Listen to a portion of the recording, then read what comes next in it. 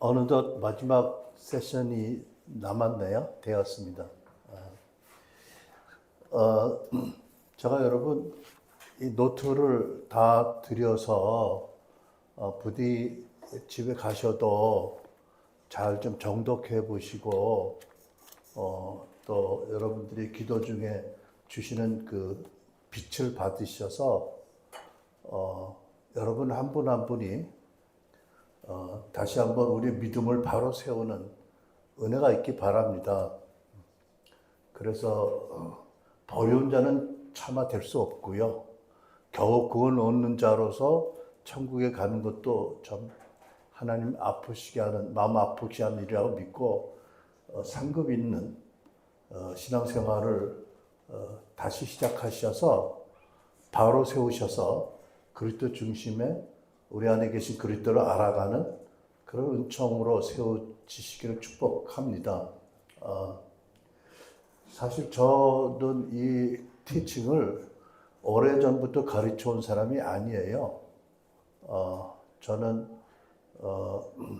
영성 운동하는 목사로서 또 하나님 은혜로 내적 치유라는 이런 분야를 하게 하셨습니다. 그리고 제가 한 2년 전에 그 사역에서 은퇴를 했어요, 사실은. 왜냐하면 저는 주 거주지가 캐나다거든요. 왜 캐나다에 사냐고 하면 제가 목회를 한 40몇 년 하는 동안에 능력이 없어서 그런 거는 아닌데 재정적으로 하나도 준비된 게 없었어요. 매번 주시는 은혜대로 살았어요. 그러다 보니까 저희들은 부부는 그래도 우리가 사는 동안에 하나님이 돌보실 것을 확신하지만 우리 자녀들이 굉장히 걱정을 하는 거예요. 엄마 아빠 어떻게 하려고 하느냐. 근데 우리 자녀들은 사실 저희들이 구세군에 헌신하면서 우리 집에서 집을 돌봐준 분에게 위탁해서 애들을 맡기고 기숙사에 들어가고 그러면서 이제 이민 목회를 하면서 국제적으로 왔다 갔다 해서 부모들이 다 부모로서 역할을 잘 못했다는 그 아픔을 가지고 있지만 저희들이 크거든요. 그런 애들한테 은퇴 후에 걱정까지 염려를 끼치고 싶지는 않더라고요. 그런데 또 하나님께서 이미 그것을 보셨겠지요. 우리를 캐나다에서 사역을 하게 하셔서 캐나다 시민권자로서 캐나다 정부에서 주는 그 베네핏이라는 것이 있어요. 근데 그것이 기본 생활은 할 수 있는 거거든요. 그러니까 저희가 아이들에게 그렇게 걱정을 시키면서 한국에 굳이 자비량으로 이렇게 사역하는 것보다는 캐나다 가서 한국을 섬기는 게 좋겠다는 그런 결정을 했고, 그래서 주 거주지가 캐나다거든요. 그리고 사실 그와 더불어 모든 사역을 줌으로 이렇게 바꿨습니다. 이제 그랬는데 캐나다 살면서 이 엘리하우스 사역을 한 18년 됐을 때에 하다 보니까 현상 유지를 하겠는데 제 생각에 한국에 좋은 동역자들이 있고 우리 이인경 목사도 있고 또 다른 목사님도 한 분 계셨고 참 훌륭한 동역자들이 있어서 사역을 계속 하겠는데 그 새로운 사역자들을 세워서 그들을 양성하는데 내 역할이 굉장히 제한적이더라고요. 시차도 있고 또 만남의 수단도 인터넷밖에 없고 그래서 이게 한계가 있구나. 그리고 내가 있음으로써 나와 함께 동역하던 그런 이분들이 역할이 계속 자제가 되겠구나. 그래서 제가 은퇴를 결정을 했거든요. 그랬는데 그 제 생각이었던 것 같아요. 어제도 여러분 우리 우리 친구들에게 기도 받았는데 여전히 동일한 메시지예요. 하나님 은퇴를 저 뒤로 미루셨으니까 아예 생각하지 말라고. 근데 저는 그때 굉장히 절실했어요. 나 때문에 우리 다음 후계자들이 크게 세워지지 못하는 것이 참 안타깝다. 내가 또 이렇게 직접 연결해서 또 공유하면서 삶을 나누면서 리더들을 다음 세대 리더 길러야 되는데 한계가 있다 싶어서 이제 은퇴를 했는데 결국은 제가 잘못 판단한 거예요. 제가 잘못 생각한 거죠. 그래가지고 한 1년 반 만에 하나님이 세상말로 리콜을 하셨어요. 그래가지고 다시 제가 이제 엘리하우스 대표를 다시 맡았거든요. 그때부터 제 마음에 이제 내적 치유의 궁극적인 목적은 성화의 여정을 여는 거다라는 것이 계시가 되기 시작한 거예요. 그리고 그때 이제 한국교회 통계를 보면서 또 이전에 모아놨던 그런 그 목사님들의 그 인터뷰 기사라든지 서철원 박사님의 글을 보면서 그 정리가 된 거거든요. 그래서 제가 말씀드렸잖아요. 내가 계몽되었다고. 사실 그렇습니다. 제가 담임 목사라는 직무도 거룩하고 참 영광스러운 직무지만 매주 되풀이 되는 그런 그 직무가 있고 또 엘리야 사역이라는 사역 단체를 이제 이끌어가면서 사실은 은혜로 사역을 했지만 부담이 되었던 것들은 사실이었던 것 같아요. 근데 이제 내려놓고 보니까 시야가 많이 넓어진 거예요. 그리고 이제 저희 나이 때쯤 되면은 축복이 통합하는 그런 그 능력이 있다고 하잖아요. 그러니까 그 전까지는 이렇게 파편화됐던 지식들이 이렇게 정보들이 통합이 되면서 좀 더 주님의 마음을 알게 된 것 같아요. 그래서 아버지가 상한 마음을 가진 자녀들을 고치는 게 아버지의 뜻이고 예수님의 메시아 사역 가운데 상한 마음의 치유가 분명히 있지만 하나님의 의도는 상한 마음을 회복하는 것에 그치지 않는다라는 것을 깨닫게 된 거죠. 그러니까 저희들이 이제 엘리하우스 사역을 하면서 오시는 분들을 보면 지금까지는 굉장히 힘든 분들이 많이 오세요. 부부관계 또는 여러 가지 관계적으로 힘들고 하는 분들이 오시거든요. 근데 가만히 사역을 하면서 보면 뭐를 볼 수 있냐면 하나님은 정말 은혜와 진리의 하나님이라는 것을 거듭 경험하게 됩니다. 그러니까 이 아픔을 주님께서 다 긍휼히 여기시고 공감해 주시고 위로하시고 치유해 주세요. 그런데 진리는 뭐냐면 우리 옛사람은 이미 죽었고 새 사람이다. 그리스도 안에서 부활의 삶을 살으라는 진리를 이제 마지막 때에 이렇게 비춰주시는 거예요. 그래서 이것이 주님의 마음이구나. 상한 자의 마음을 고치고 싸매주고 묶임을 풀어주는 것 없이 끝이 아니고 그래서 진정으로 자아를 십자가를 못 받고 자기 십자가를 지고 주님을 따라가는 것, 또 주님을 닮아가는 것, 이것이 주님의 진리구나라는 것을 이제 깨달아져서 제가 그때부터 사실은 우리 엘리야하우스의 성화론을 이제 정리하기 시작을 했거든요. 그러니까 아마 1년 정도 됐을 거예요. 근데 제가 늘 기도할 때 이러거든요. 하나님 누가에게 주셨던 그런 저자의 기름 부심을 달라고. 누가는 의사잖아요. 근데 의사인 누가가 여러 가지 자료를 모아놓고 비교 검토하면서 성경을 다시 쓸 때 성령이 감동을 주셨잖아요. 그러니까 저에게 그게 필요한 거예요. 여러분 이해가 되시죠? 하나님, 나는 평범한 목사고 사역자인데 의사 누가를 그렇게 쓰셨다면 저에게도 누가복음의 저자에게 기름을 붙이셔서 이 성화의 복음을 바로 정리하게 해달라고. 그리고 이제 한 것이 이제 이런 그 결과거든요. 근데 이 책을 쓰면서 제 자신이 매우 신통한 거예요. 주 안에서. 제가 신학교 때 성화를 배우긴 했지만 조직 신학의 한 부분으로 배웠고 저 자신이 목회하면서 성도들에게 거룩하게 살아야 된다, 죄를 짓지 말아야 된다고는 얘기했지만 저 자신부터 내 안에서 올라오는 분노, 혈기, 미움 이런 것들을 주로 절제하지만 때로는 터지면 무너짐이 심했잖아요. 그러니까 그 정도밖에는 제가 목회적으로 번면을 못한 거예요. 왜 내 안에서 이렇게 나쁜 정욕과 나쁜 생각이 올라오는지.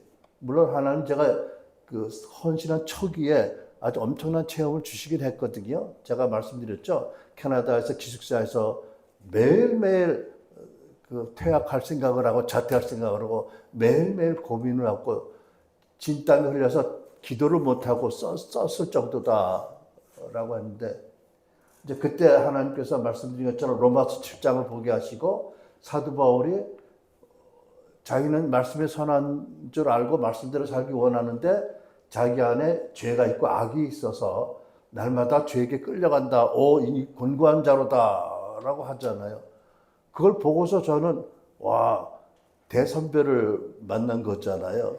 그러면서 엄청난 그 빛이 쏟아졌어요. 뭐 여러 가지를 깨닫게 하셨거든요. 예를 들면 첫째로 내가 큰 십자가의 은혜로 구원받았는데 여전히 악질이구나. 정말 구원받을 자격이 눈꼽만치도 없고 죄인의 괴수구나 라는 것들을 처절하게 느낀 거잖아요. 왜? 마음의 생각이 살이고 간음이라고 하셨으니까, 그죠? 정말 구원이, 나에게 베푸신 구원이 얼마나 내가 감당하지 못한 은혜인지를 역설적으로 깨닫게 하시는 부분도 있고요. 또 내 안에 정말 선한 것이 없다는 것을 이제 깨닫게 하신 거죠. 그리고 원수마귀가 아주 부단하게 나를 넘어뜨리려고 아주 계속해서 나를 건드리고 나를 미혹하는구나라는 것을 깨닫게 되고, 그것들의 시달림을 통해서 영적인 민감성을, 이제 제가 둔감한 사람이어서 그랬겠죠. 영적인 민감성을 키우시는 그런 부분이 있었던 거예요. 그리고 동시에 언젠가 깨닫고 보니까 그리스도 예수 안에는 결코 정죄함이 없다는 말씀이 있었는데 잊어버리고 있었더라고요. 잊어버렸으니까 진땀 날 만큼 두렵고 힘들었던 거거든요. 그죠? 성경에 있는데 그걸 잊어버리고 있었더라고요. 한동안이요. 결코 정죄함이 없다고 하셨는데, 그 사도 바울도 로마서 8장으로 넘어간 이유가 한데 그거잖아요. 그죠? 결코 정죄함이 없다.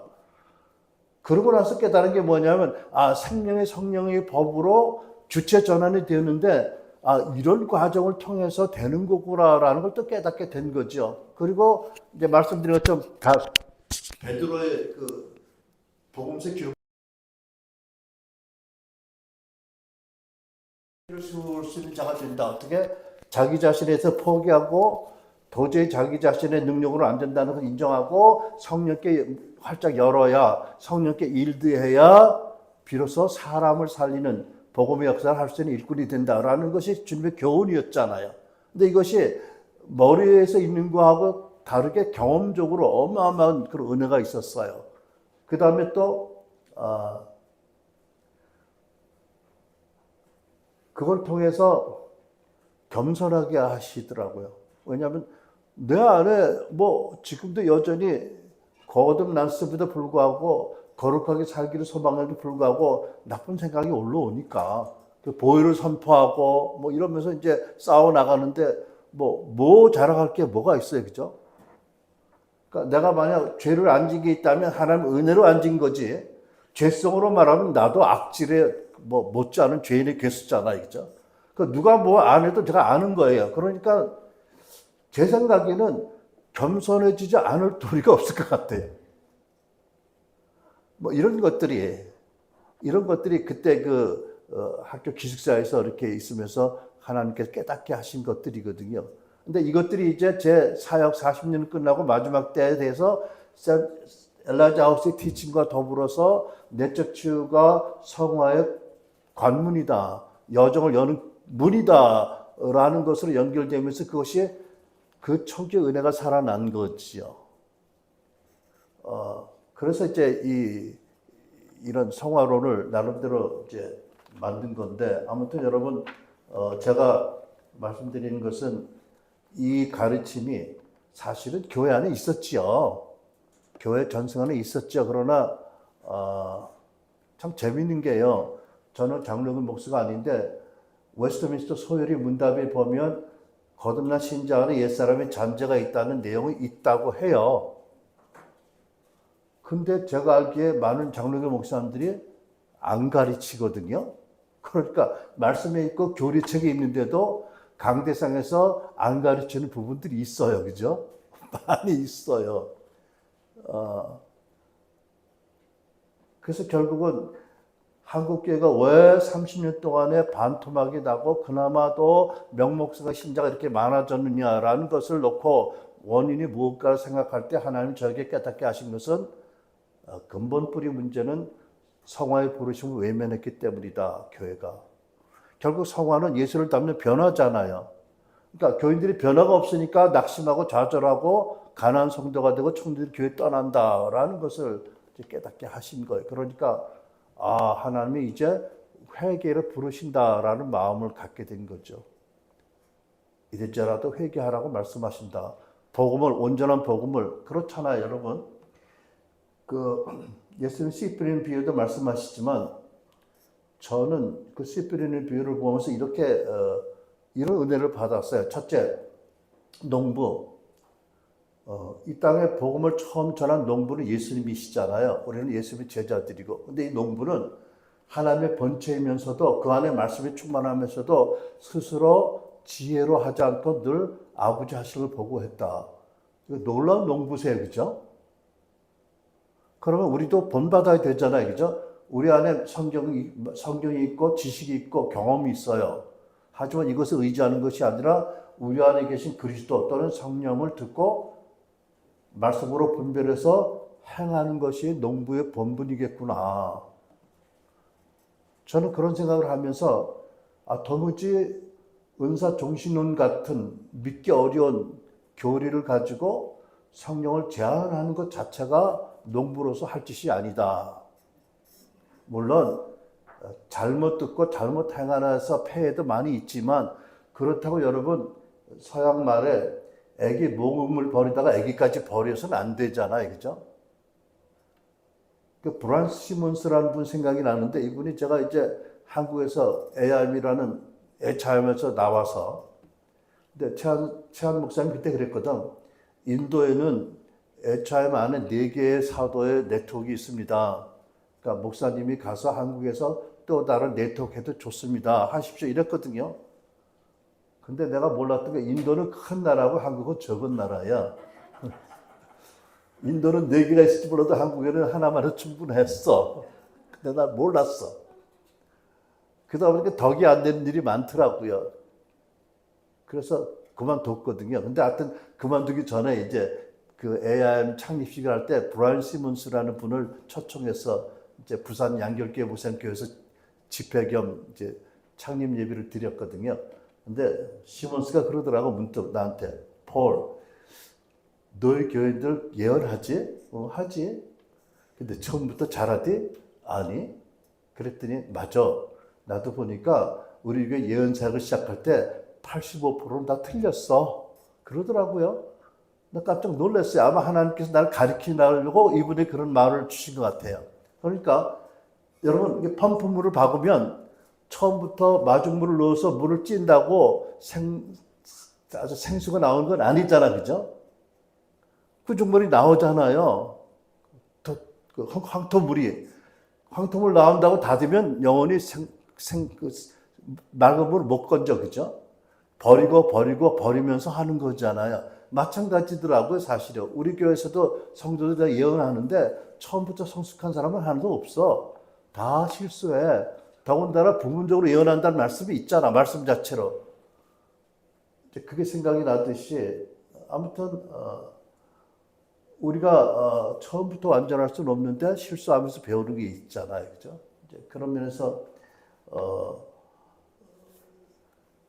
여러 가지 면에서 우리가 그 과정을 거친다. 이 과정이 다 값진 거다, 중요한 거다 이런 것을 이제 깨달아가면서 이 사역을 이제 하고 있는 거죠. 그래서 제가 이 성화론도 아마 더 정리가 잘 될 수 있을 것 같아요. 또 여러분들이 더 정리를 잘해서 나한테 보내주면 너무 좋겠어요. 왜냐면 이거는 저 한 사람의 작품이 아니잖아요, 그죠? 교회에 있었고 교리적이고 실제적인 아니었지만 있었던 거거든요. 그리고 아마 실제로 많은 그런 분들이 경험을 했을 거예요, 그죠? 제가 자료 조사에 제한이 있어서 그렇지만 하지만 우리로서는 참 하나님 은혜로 참 늦었지만 한국 교회를 소생시키기 위한 가장 중요한 말씀의 회복이다라고 저는 믿어지거든요.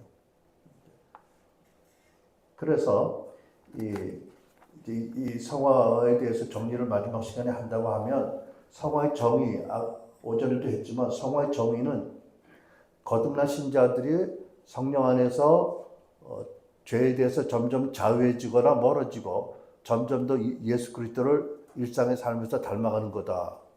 이게 성화의 정의잖아요.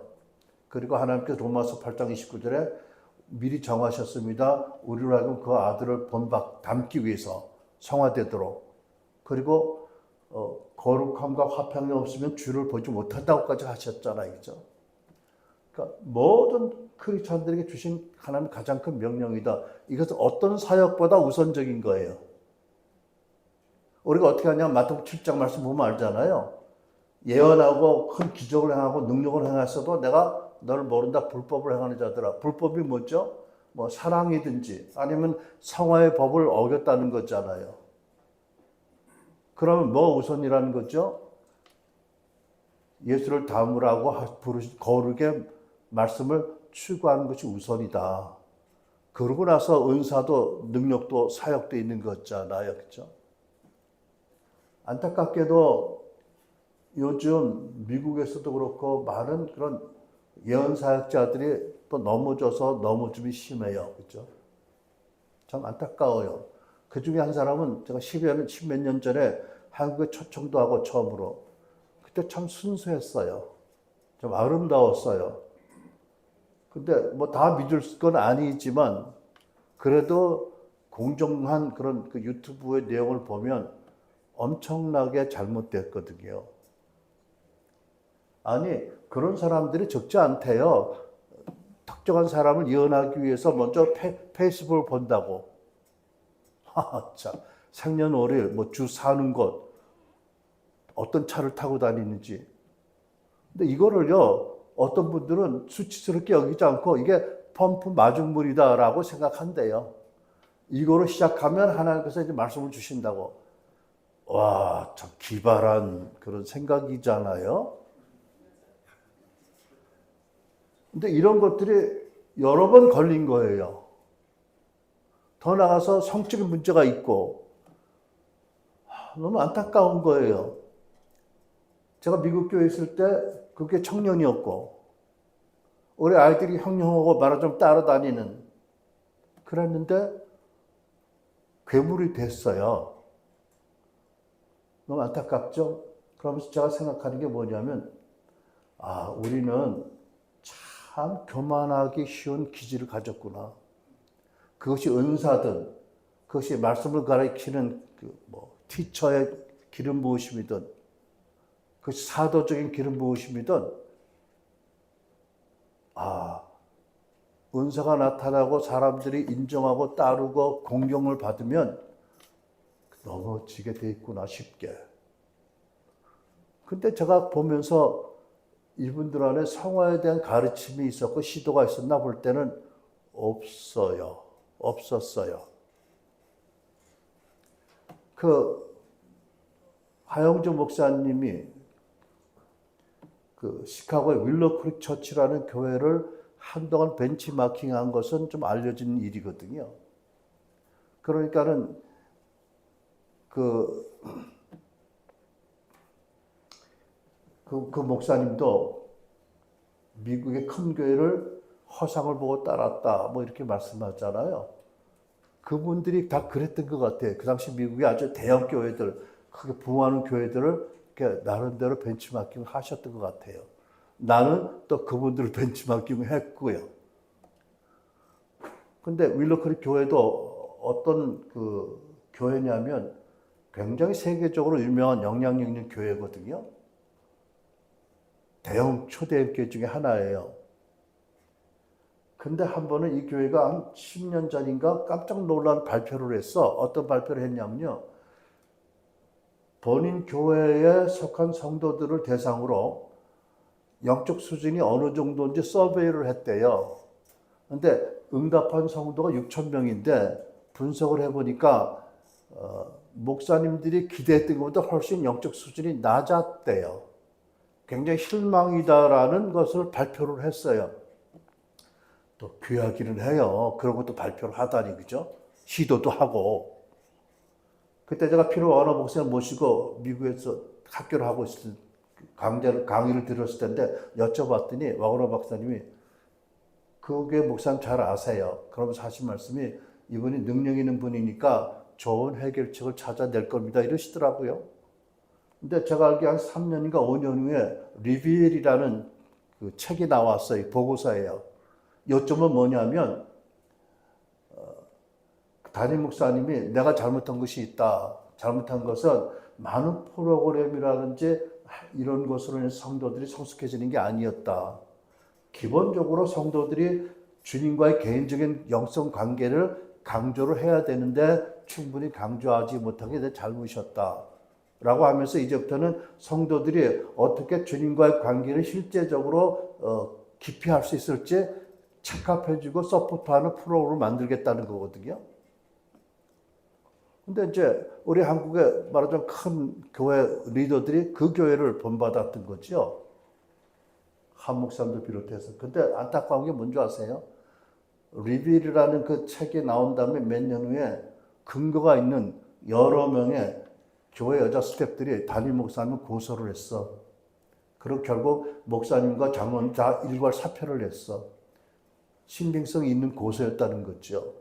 그래서 물론 성화의 가르침을 가르친다고 다 사람이 근본적으로 변화되지 않을 수는 있지만 그 많은 프로그램, 그 많은 것들을 하면서 성화를 안 가르쳤다면 그건 너무 자명한 나쁜 열매를 맺는 게 아닌가라는 생각을 한 적이 있어요.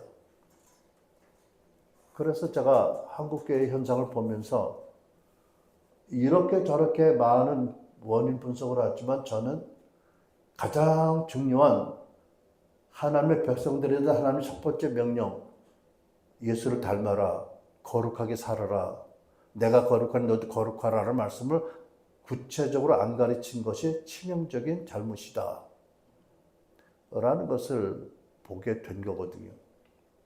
그러면서 제가 또 뭐를 보게 되냐면 목사님들도 어렵겠다. 뭐냐면 이 시대가 너무 죄악에 관영한 시대니까 교인들에게 죄를 지적하기 참 힘들겠다. 나도 그랬지만. 아니 요즘 혼전 순결을 저버리고 성적 관계를 갖춰서 애를 베고 오면 축복이라고 그런다면서 권사님들이. 말이나 되는 짓거리들이야 그게?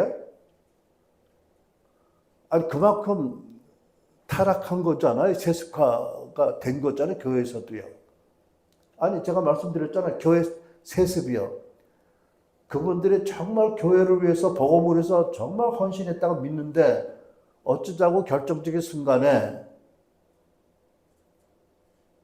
수도권 대형 교회를 그 안에 많은 물질이 있고 명예가 있고 권세가 있는데 그거를 아들한테 물려주냐고요. 또 좋아. 근데 교인들은 어쩌자고 그 교회를 계속 나가느냐고요. 그러면 한결같이 예수님 안에서 신앙생활을 한다고 하지만 추구하는 것은 가치는 부귀함, 물질, 명예, 영향력, 권세 이런 것이라는 반증이잖아요. 그죠? 엄청 세습화가 되었다라고 본 거죠. 그래서 아까도 말씀드렸죠. 오늘날 많은 그런 일부 현실 참여하는 분들이 역적전쟁, 문화전쟁을 하지만 아무리 애쓰고 아무리 금식하고 아무리 수십만 명이 모여도 하나님은 까딱하지 않고 응답 안 하시더라. 왜? 바벨론 포로로 보내실 수밖에 없었던 그 하나님의 마음이 그렇게 표출되는 게 아닌가? 아직은 그 정도는 아니어도 하나님이 회개하도록 정신 차리도록 하시는 게 아닌가라는 생각이 들어서 더 늦기 전에 이 성화의 복음을 회복해야 된다는 메시지를 전해야 되겠다라는 생각을 하게 된 거거든요. 자, 그래서 성화는 성령 안에서 성화는 구원의 조건은 아니에요, 절대. 구원의 목적이거든요. 하나님이 죄악 가운데 있는 사탄에 놓였던 우리를 구원하셔서 하나님의 아들 친백성 삼으시고 독생자 예수를 닮으라고 명령하신 것이다. 구원의 목적이다. 성화는 구원의 현재형이다. 그죠? 그러니까 첫째는 죄에서 점점 더 멀어지고 또는 죄를 싫어하게 되고 죄에서 좀 더 자유롭게 되고 일상의 삶에서 예수를 닮는 게 성화다. 가장 중요한 하나님의 명령이다. 어떤 사역보다 무엇보다 더 우선적이다라는 것을 우리가 자각했으면 좋겠다. 자각했으면 좋겠다. 그렇게 하고 성화에 대해서 말씀을 드리기 원하는 거고, 그 다음에 이제 성화의 단계를 저는 좀 나눠본 것입니다. 성화에게 4단계로 제가 생각을 했어요. 첫째, 성화의 출발점은 예수 믿고 믿음으로 의롭다움 받는 칭의예요. 그죠? 아주 기본 핵심 진리예요. 예수 믿고 예수 그리스도 의를 우리에게 보여 주셔서 우리가 의롭다움을 받고 성령으로 말미암아 영생을 받고 거듭나는 것이 성화의 출발이다. 그 다음 두 번째 단계, 기초적인 성화의 단계가 있습니다. 무슨 얘기냐면 성경에 보면 예수를 닮아 성장하도록 하나님이 주신 보편적인 은혜의 방편들이 있잖아요. 우리가 늘 하는 거예요. 말씀 읽고 묵상하고 말씀 듣고 기도 생활하고 공동체 생활에서 서로 격려하고 그 다음에 성찬하고 때로는 고난을 통해서 하나님께서 우리를 연단시켜서 예수를 닮아 성장하게 하시잖아요. 그죠? 이게 두 번째 기본적인 기초 단계이죠. 이것을 평생 죽을 때까지 해야 되는 거거든요. 근데 세 번째 단계가 있는데 뭐냐 하면 아까 말씀드린 대로 거듭나 우리 안에 옛사람의 잔재가 있고 죄성이 있다. 그래서 본의 아니게 죄를 많이 짓는다. 그리고 회개하지 않으니까 하나님과 관계가 멀어지게 되고 답답해지게 되고 성장이 가로막힌다. 아까 제가 말씀드린 베드로전서 2장 1절이요. 그죠? 거듭났고 인침받고 주님을 뜨겁게 사랑하고 그런데도 너는 악독과 게으리 있고 위선과 가식이 있다. 회개하라. 그리고 신령한 젖을 먹듯이 말씀을 사모하면 구원을 이룬다고 하시잖아요. 아, 거듭난 크리스찬 안에 이런 죄가 있구나. 죄성이. 인정을 하고 이것을 다뤄야 되는데 목사님들이 쉽지 않겠다. 그죠? 왜냐하면 죄를 지적하는 것도 쉽지 않죠. 요즘 성도들이 교회에 대한 충성도가 별로 없잖아요. 그죠? 아, 여기 싫으면 뭐 그냥 얼마든지 깔린 게 교회라고 생각할 수도 있잖아. 그죠? 뭐 성령이 인도하시면 아예 팽개쳐 놓고 그냥 자기가 왕이니까 자기가 가는 대로 가면 되잖아. 그죠? 교회 쇼핑이라고 하는 말이 있잖아요. 그죠? 그런 이들을 데리고 그런 이들에게 말씀을 가르치고 예수의 제자로 세우는 입장에서 죄를 지적하기 참 어렵겠다. 그죠? 결혼 전에 배가 뚱뚱 불렀는데 그것이 축복이라고 하나님 축복이라고 하는 사람들을 놓고 어떻게 하실까? 참 좀 답답함이 있어요. 그죠? 그리고 죄를 지적하면 죄를 회개케 해야 되는데 구체적인 훈련이 필요하잖아요. 아까 여러분 기도문 보셨죠? 본문 공경에 대한 기도문. 여러분 교재를 보시면 모든 과목마다 회개의 기도, 용서의 기도, 화해의 기도, 부활의 기도 이런 기도문이 아주 자세히 아름답게 성경적인 게 나와 있어요. 그러니까 저는 여러분들이 그 책을 그렇게라도 활용하면 좋겠어요. 아까 그랬죠. 성취 지향성. 뭐 잘 아시는 분들은 계시겠지만 성취 지향성이 결국은 내 존재 이대로 하나님을 사랑하신다는 걸 몰라서 열심히 마르다처럼 열심히 해서 인정받으려고 하는 심리잖아요. 이게 아마 대한민국 국민에게는 90% 있을 거예요. 유교적인 배경에서. 근데 이것이 사실은 하나님의 사랑과 진리를 안 믿는 불신의 죄잖아요. 그죠? 우리가 성경을 보면 예수께서 공생을 시작하신 그 순간에 하나님 아버지가 뭐라고 하셨어요? 이는 내 사랑하는 아들이고 내가 기뻐하는 자라고 하셨잖아요. 그런데 생각해 보면 사역은 하나도 안 하셨어요. 전도 한 번 안 하시고 설교 한 번 안 하시고 금식 한 번 안 하셨는데도 하나님이 너무 사랑하고 기뻐한다고 하셨잖아요. 그럼 우리가 예수 안에서 하나님의 아들, 딸이 됐는데 우리가 금식 안 하고 교회 열심히 봉사 안 하고 뭐 전도 안 해도 하나님이 어떻게 보실까? 당연히 사랑하고 기뻐하시겠죠. 왜? 내 자식이니까. 그죠? 기본이잖아요. 그 사랑을 믿고 사랑에 반응해서 하는 게 섬김이고 사역이 돼야 되잖아. 근데 그 사랑을 못 믿고 한다는 것은 결국 공로주의잖아요. 내가 뭔가를 이루어서 인정을 받겠다는. 그러니까 불신앙이거든요. 근데 우리는 잘 모르잖아요. 그죠? 훈련을 안 받았으니까. 그러니까 보면은, 아, 성취지향성에 이런 문제구나. 이런 불신의 죄구나. 아, 이것은 이렇게 회개하는 기도를 하고 이렇게 회개해야 되겠구나. 이렇게 또 나로 하여금 성취지향성을 갖게 한 부모님들이나 누구를 이렇게 용서해야 되겠구나. 또 이렇게 해서 내 성취지향성의 죽음줄로 여기는 로마서 6장 11절 기도를 이렇게 하는 거구나. 그리고 내가 어떻게 성취지향성과 반대되는 부활의 삶을 사는 기도를 구체적으로 어떻게 되는가가 자세히 있거든요.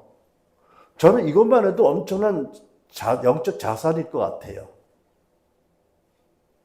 아무도 동의 안 하시는데 책 사라는 건 아니고 책도 사시되 잘 활용하시라는 거죠. 그죠? 저희도 받은 거니까요. 뭐 제가 저를 자랑하는 게 아니고 저도 받았고 먼저 받은 걸 나누는 거거든요. 근데 이런 자원이 있다. 진실되고 성경적이고 아주 충실한 자원이 있다. 우리가 이것을 활용하고 교회가 전체적으로 건강하고 바르게 되자는 말씀으로 드리는 거잖아요. 자, 그러니까 예수 믿고 저 같은 경우에도 한 1년은 천국의 삶을 살았잖아요. 엄청난 변화도 있었고. 그런데 어느 순간 되니까 가슴이 탁 막히고 딱 어떤 보이지 않는 유리벽에 부딪힌 느낌이거든요. 왜? 내가 죄인지 모르고 지은 죄가 많아요. 그죠? 거듭나고 나서도. 내 안에는 옛사람의 잔재가 발동을 하죠. 원수 마귀는 나를 고소를 하잖아요. 그죠? 넘어뜨리려고. 이런 것들이 합쳐지니까 처음 첫사랑의 기쁨과 큰 변화와 있었던 것이 이제 딱 부딪혀요. 근데 그때 저는 누구의 도움도 받을 수 없었으니까 많이 고민한 거거든요. 내가 구원받았다고 착각했었나? 아니면 구원받은 다음에 나도 모르게 어떤 심각한 그 성령을 회방한 죄를 지어서 지금 지옥에 떨어지고 있나? 뭐 별의별 생각이 드니까 진땀이 나고 기도가 막히더라고요. 근데 제가 이걸 알았으면 얼마나 좋았겠어요. 그죠? 아, 그거는 있을 수 있는 거야. 권장하는 건 아니지만 있을 수 있어. 베드로도 그랬어. 바울도 그랬어. 너만 그런 게 아니야. 다른 교인들이 안 그런 척 하지만 다 그런 게 있어. 알았으면 훨씬 쉽게 넘어갔을 것 같아. 그죠? 어떻게 생각하세요? 베드로도 그렇고 제자들도 그랬고 바울도 그랬잖아요. 그죠? 말씀이 선한 줄 알고 말씀대로 살고 싶어. 거듭난 자의 특징이잖아요. 그죠? 그런데 내 안에 악이 있고 죄가 있어서 말씀대로 못 살고 오히려 끌려가. 오라 곤고한 자로다. 이 멸망의 몸에서 누가 나를 구원하라고 몸부림을 치잖아요. 그죠? 이런 단계가 있는 거죠. 그러니까 저희들은 교회에서 그때 잘 도와주면 너무 좋을 것 같아요. 그러시라는 거죠. 엘리아우스의 자리와 경험을 가지고 그런 사람들을 잘 도와주면 정말 큰 유익을 줄 것이다. 그죠? 그런 단계가 있다. 내적 치유의 단계가 있다. 그게 이제 심층적 성화의 단계라고 부르는 거예요. 그 다음에는 이제 근본적인 변화의 단계가 있어요. 보면 이렇잖아요. 베드로도 예수님이 내가 나를 사랑하라고 3번 물으시고 치유를 하셨어요. 그죠? 내적 치유를 하셨잖아요. 그러고 나서 베드로가 성령이 오시기까지 어떤 단계를 지났냐면 자력주의 포기. 더 이상 내가 아무리 해도 안 되는구나. 그래서 성령이 오시는구나. 그래서 성령을 보내시는구나. 그럼 나는 철저히 내가 성령께 복종해야지. 그런 준비 기간이 있었던 거잖아요. 그죠? 그리고 그 가운데 또 다락방을 생각해 보세요. 거기는 예수의 제자들과 예수의 아우들과 여자들이 있다고 그랬잖아요. 근데 한 마음 한 뜻으로 함께 기도했다고 그랬죠. 그럼 그 가운데 무슨 일이 있었던 거거든요. 어떤 일이 있었을까요? 예수님의 아우들은 예수님의 제자들 보고 미친 놈들이라고 그랬던 사람들 있잖아요. 그죠? 자기 형을 미쳤다고 따라다녔으니까 그 미친 형을 따라다닌 사람부터 얼마나 미치게 봤겠어요. 그죠? 근데 어떻게 거기서 한 마음이 됐겠냐고요. 여자 제자들은 숫자에도 안 들어갔잖아요. 그 당시 문화적인 상황에서. 제가 보기에는 베드로가 가만히 있을 분이 아니세요. 워낙 나서기를 잘하시니까 은혜도 끼치고 넘어지기도 잘하시지만 그랬을 것 같아. 형제들아, 내 고백을 들어라. 내가 너희들 듣는 데서도 너희들은 다 주를 버렸지언정 나는 절대 안 버린다 큰 소리 쳤지. 내가 너희들을 없이 여겼지. 내가 내 잘난 척 했지. 근데 내가 누구보다도 가장 예수님 마음을 아프게 했지. 면전에서 저를 모른다 그랬지. 그런데 예수님 날 찾아와서 너희들 보았던 것처럼 나를 회복시켜 주셨지. 나의 악함을 용서해 줘. 예수를 배신한 죄를 예수님 용서했죠. 너희들도 용서해 줘. 라고 했을까요? 안 했을까요? 그러면 제자들이 야 임마 나는 너 그럴 줄 인적이 알았어. 너 하도 잘난 척하는 놈이니까. 그랬을까요? 아니야. 나도 뻘거벗고 도망갔어. 나도 고백해.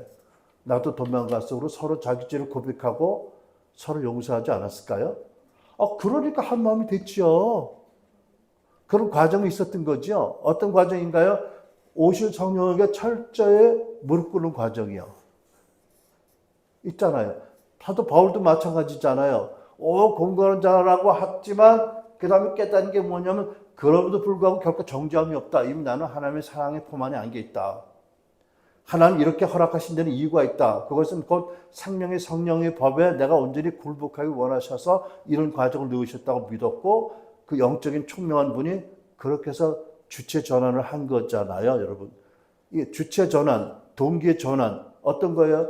율법적인 책무로 거룩하게 산다고 했을 때는 도저히 안 되는 거예요. 다만 이런 죄인을 위해서 하나님의 아들을 십자가 못 박으셨고 이런 죄인에게 성령을 보내셨고 생명을 주셨고 진리를 주셨고 더 나아가서 이런 죄인에게 나에게 예수님을 내 마음에 보내셨구나. 이 감사, 이 영광, 버러지보다 재렁이 같은 나를 예수를 닮도록 부르신 하나님 이 은총, 이게 감격으로 변화될 때 동기의 변화가 되는 거잖아요. 그죠? 동기 전환이요. 진땀 흘리고 노력해서 어떡하지 율법대로 살려고 했을 때는 율법의 세력이 더 커져서 굴복을 꾸릴 수밖에 없는데 그런 나를 위해서 아들까지 보내셨다. 하나님이. 그리고 내 마음에 계신 그분을 닮으라고 그러셨다. 근데 그분이 영광의 소망으로 내 마음에 계셔서 나한테 손을 내밀고 계신다. 이 손을 잡는 게 얼마나 놀라운 영광이냐. 얼마나 놀라운 기쁨이냐. 그러니까 외양간에 짐승이 없어도 추수할 곡식이 없어 나는 여호와로 말미암아 기뻐하리라고 했던 그 고백이 우리의 성화의 주체가 동기가 된다는 거죠. 이게 이제 성화의 마지막 단계다.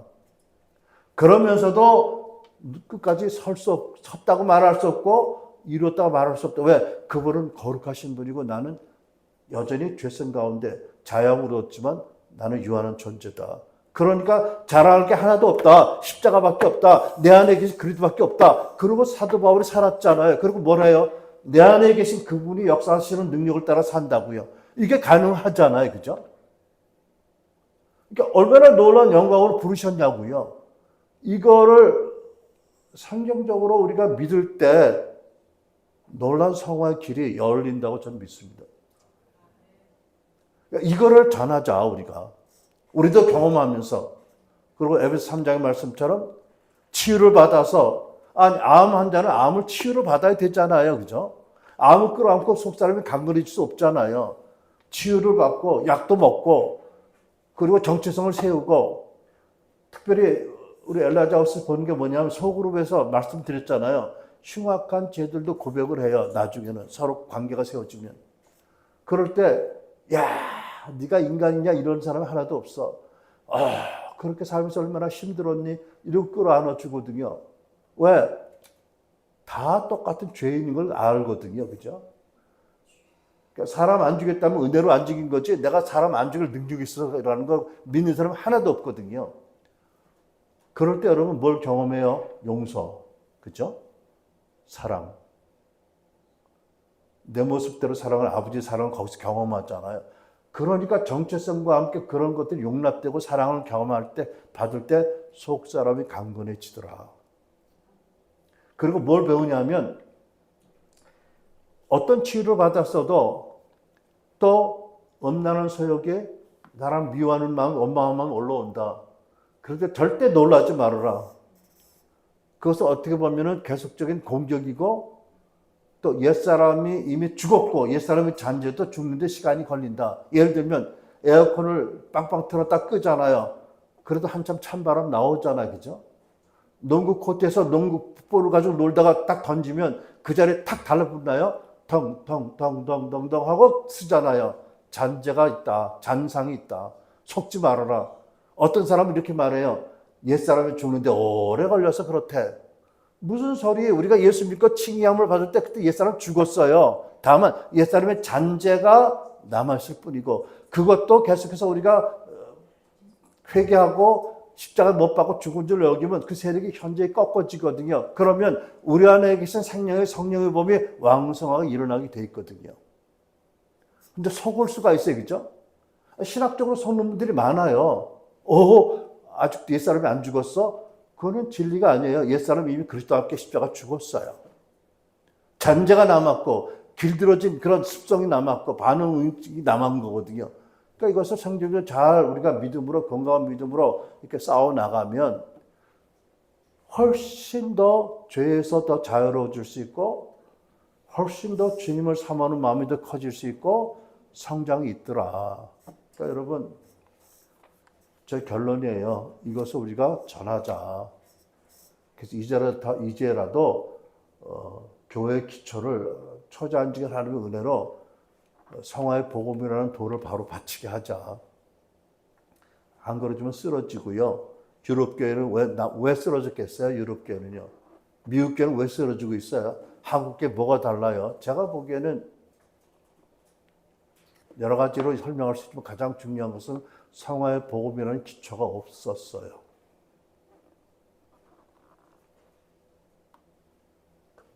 네가 뭐 잘나서 그런 소리 하냐 그럴 줄 모르는 잘난 게 아니고요. 하나님이 답답하시니까 저 같은 사람을 통해서도 이렇게 말씀하게 하고 책을 쓰게 한 거라고 믿어요. 답답하시니까, 그죠? 기회를 주시는 거니까, 그죠? 한국교회가 살아나야 북한도 감당하잖아요, 그죠? 세계 선교 가서 자기 출신 교회를 그대로 세우는 거는 열심히 있지만 그건 아니잖아요, 그죠? 홍정길 목사님처럼 나는 속았고 나는 허상을 쫓았지만 나의 후배들은 그러지 않길 바란다 하시잖아요. 저도 그렇게 말씀드리고 싶어요. 여러분의 교회가 크지 않다면 더 개혁하기 쉽고요. 그죠? 기초를 갈아넣기가. 또 우리 친구들, 우리 자녀 세대들의 목사님들 정말 성경적인 교회를 하고 싶은 마음이 큰 분들이 메시지를 받아서 처음부터 기초를 바로 놓고 세우면 주님의 교회, 주님이 역사하는 교회가 될 거다. 그러면 예루살렘 교회 같이, 초대교회 같이 거룩과 능력이 충만한 교회가 되면 북한도 감당하고 세계 선교 감당하고 마지막 때 대영혼의 구원도 출수도 가능할 수 있다. 단 성화의 복음으로 변화되지 않으면 소망 없다. 북한이 왜 안 열려요? 우리가 다 알잖아요. 한국계 준비가 안 됐어요. 이대로 올라가서는 잽도 안 되잖아요. 그죠? 오늘날 그거 똑똑하고 헌신적인 대한민국 성도들을 변화시키지 못하는데 북한 가서 어떻게 평생을 우상 숭배, 살아있는 우상에게 절한 사람들, 평생 세뇌된 사람들, 평생 두려움에서 젖어든 사람들, 그리고 악한 영에게 묶인 사람들 어떻게 변화시켜요? 어떻게 할 거냐고요. 그죠? 더 많이 금식하고 더 많이 기도하고 더 많이 성경 보면 될까요? 됐으면 할렐루야죠. 근데 제가 보기에는 이미 충분히 역사가 증명해요. 안 돼요. 초대교회 거룩과 능력을 회복하는 길. 많은 은혜와 축복받은 한국교회가 회개해서 이제 성화의 복음이라는 중요한 기초를 회복하는 길밖에 없다. 잠깐만 더 말씀드리고 마칠게요. 시프린 미혹하다 말았잖아요. 씨요. 씨는 복음이잖아요. 근데 제가 보기에 오늘날 씨는 많은 목사님들이 뿌리는 씨가 죄송하게도 반쪽이에요. 칭의와 중성의 복음은 있는데 성화의 복음이 없어. 그러니까 씨의 DNA를 반 자른 거잖아. 그러면 사실은 남은 50%도 죽어. 생명력이 없잖아. 그죠? 씨, 토양이요. 길가같이 굳은 밭, 돌짝밭, 쓴뿌리가 같은 밭을 기경을 해야 열매 맺잖아요. 그죠? 근데 그건 가만히 두고, 신자들의 육신성을 가만히 두고, 그리고 프로그램을 돌리고, 물론 또 하나님의 은혜로 오셔서 은혜도 주시고, 간증도 있고, 사랑이 있어요. 그러니까 제가 완전히 부정하는 게 아니다. 그 교회에 중요한 진리의 주체를 놓자. 그러면 정말 좋아질 거다. 그런 거잖아요. 정말 복음이, 온전한 복음이 되고, 또 성도들의 그 세상에서 어려서부터 여러 가지 죄로 말미암아 황폐된 마음을 말씀으로 이해하고 기경을 시켜주면서 열매를 맺게 하면 얼마나 추수하게, 기쁘게, 행복하게 할 건가. 저는 씨 뿌리는 비유를 보면서 참 하나님이 주실 은혜를 기대합니다. 기대합니다. 그래서 여러분 부디 이 책 가셔서 잘 읽어봐 주시고요. 또 여러분도 성화의 복음에 부르심 받았다고 믿으시기를 축복합니다. 우리 한 사람 한 사람이 증인이 되고 전하는 것이 너무 귀한 거지요. 하나님 그냥 기뻐하실 거예요. 그죠? 진리를 알 때니 진리가 너를 자유케 하리라고 하셨잖아요. 그죠? 그 은혜가 이 많은 것을 하나님이 기대하시는 한국교회에 정말 중요한 결여된 부분이 부족이 채워지는데 여러분의 기도가 또 저희 기도가 헌신이 하나님께 인정받기를 바라고 부디 여러분과 제가 천국의 불 속에서 끄슬려서 겨우 들어가는 모습이 아니라 상급받는 어떻게 에베소 3장 말씀처럼 내적 치유받고 정체성이 회복되고 사랑으로 용납받고 해서 속사람이 강건해지고 예수님이 우리 마음에 계신다는 진리를 경험적으로 알고 그래서 충만한 사랑과 충만함을 경험하고 하나님께 영광을 돌리고 천국의 상급 있는 구원을 받는 저와 여러분 되시기를 간절히 축원합니다. 많은 은혜가 필요할 거예요. 또 많은 은혜를 주실 거예요. 우리에게. 주님께서 우리 마음에 계셔서 우리를 이끌어 주시잖아요. 영광의 소망이신 주님이. 주님의 손을 붙잡고 가시는 저와 여러분 되기를 축원합니다. 아멘.